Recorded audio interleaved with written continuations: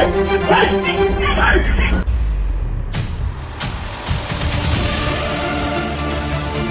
பாக்குற அந்த நாய்க்கு தாங்க மேட் டாக் சிண்ட்ரோம்னு வந்திருக்கு.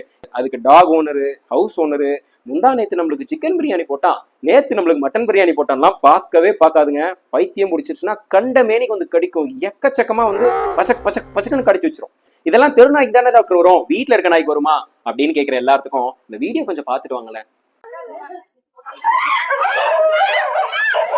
பைத்தியம்னு வந்தா தெருல இருந்தாலும் சரி வீட்டுல இருந்தாலும் சரி எப்படியோ ஒண்ணு பிடிக்குங்க. அதாவது மந்திரம் போட்டு திடீர்னு பைத்தியம் பிடிக்காதுங்க. இது கடியில சயின்ஸ், சிம்டம்ஸ், அண்டர்லைங் டிசீஸ் எல்லாமே இருக்குங்க. இது எல்லாமே தெளிவா சொல்றேன். இதை முன்னாடியே கண்டுபிடிச்சு எப்படி ப்ரிவென்ட் பண்ணணும், வீட்டுல இருக்க நான் எப்படி ட்ரீட் பண்ணணும்ன்றத ஃபுல்லா சொல்றேன். இந்த வீடியோவை ஃபுல்லா பாருங்க. ஸோ ஃபர்ஸ்ட், இந்த நோய் எல்லாத்துக்கும் தெரிஞ்ச நோய் தான் ராபிஸ் அப்படின்றது. பட் இந்த ராபிஸ்ல செகண்ட் ஸ்டேஜ் தாங்க இந்த மேட் டாக் சிண்ட்ரோம் அப்படின்றது. ஆனா இந்த ஃபர்ஸ்ட் ஸ்டேஜ்லேயே வர சிம்டம்ஸ்லாம் நான் சொல்றேன், முன்னாடியே கண்டுபிடிச்சு அந்த சிண்ட்ரோம்குள்ள போகாம நீங்க கரெக்டா பாத்துக்கணும். ஸோ ஃபர்ஸ்ட் எப்பயுமே என்ன வரும் தெரியுமா, ஃபீவர் வரும். பட் ஃபீவரோட முக்கியமான விஷயம் என்னன்னா பிஹேவியரல் சேஞ்ச் அப்படின்றது. ஸோ அந்த நாய்க்கு ஏதோ ஒன்று டிஸ்டர்பிங்கா உடம்புக்குள்ள நடக்கிறதுனால அதோட பிஹேவியர்ல நிறைய சேஞ்ச் இருக்கும். வீட்டில் வந்து வளர்க்குறோம் அப்படின்றப்போ அதோட பிஹேவியர்ஸ் நம்மளுக்கு தெரியும். ஒரு 3-4 நாள் வேற மாதிரி பிஹேவியர்ஸ் இருக்கு அப்படின்றப்போ நீங்க போய் செக் பண்ணிக்கிறது நல்லது. தெருல இருக்க நாய்க்கெல்லாம் பிஹேவியர்ஸ் தெரியாது கரெக்டா, அதுக்கெல்லாம் எப்படி கண்டுபிடிக்கிறது அப்படின்னு கேட்டீங்கன்னா, ஒரு ஸ்பெசிஃபிக்கான சிம்டம் சொல்றேன்.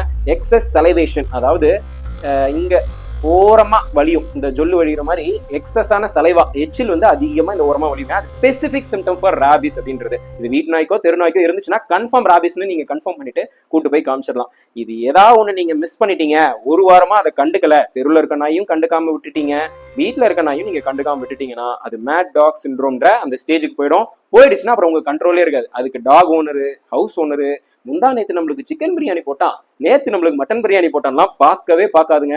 பைத்தியம் முடிச்சிருச்சுன்னா கண்ட மேனிக்கு வந்து கடிக்கும். எக்கச்சக்கமா வந்து பச்சக் பச்சக் பச்சக்குன்னு கடிச்சு வச்சிரும். ஸோ அந்த ஸ்டேஜுக்கு நம்ம தெருவிலேயே ஏதோ ஒரு நாய் தானே அப்படின்னு பார்க்காம நம்ம வீட்டு நாயையும் நம்ம வந்து கேர்லெஸ்ஸா விடாம கேர்ஃபுல்லா கொண்டு போய் செக்அப் பண்ணிக்கிறது நல்லது.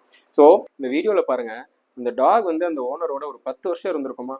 ஸோ கூடயே வளர்த்த ஒரு மனுஷனை திடீர்னு கடிக்கிற அளவுக்கு என்னங்க பெரிய கோவம். நேத்து கேட்ட கிரீம் பிஸ்கட் வாங்கி தரலையா, இல்ல காலையில கேட்ட இட்லி பாயா வாங்கி தரலன்னு திடீர்னு கோவப்பட்டு இப்படி மிருகத்தனமா நடந்துக்கும். இதுதாங்க மேட் டாக் சிண்ட்ரோம். எந்த நாய் வேணா எப்ப வேணாலும் இப்படி மாறலாம். ஸோ ராபிஸ்ன்றது ஒரு கொடிய நோய், நல்லா தெரிஞ்சுக்கோங்க. ஏஆர்வின்னு ஒரு ப்ரிவென்ஷன் மட்டும்தான் இருக்குமே ஒழிய ஒரு ப்ராப்பர் ட்ரீட்மெண்ட் கிடையாது. டைரக்டா டெத்ல போய் முடியும். ஸோ அதனாலதான் முன்னாடியே நாய்க்கு இருக்கிறப்போ, தெருநாய்க்கு இருக்குன்னா முன்னாடியே சொல்லி பிடிச்சிட்டு போக சொல்லுங்க. வீட்டில் இருக்க நாய்னா ப்ராப்பரா செக்அப் ட்ரீட்மெண்ட் கரெக்டா பண்ணிக்கோங்க. நமக்கு திடீர்னு வரப்போ நம்மளால எதுவுமே பண்ண முடியாது. ஸோ உங்க சொந்தக்காரங்களுக்கோ உங்களுக்கு தெரிஞ்சவங்களுக்கோ உங்க தெருவில் இந்த மாதிரி நாய் இருக்கு, வீட்டில் இருக்க நாய்க்கே இந்த மாதிரி இருக்குன்னா கொஞ்சம் கேர்ஃபுல்லா இருங்க. ராபிஸ்லாம் வந்துருச்சுன்னா ரொம்ப கஷ்டம் அப்படின்றது சொல்லி புரிய வைங்க.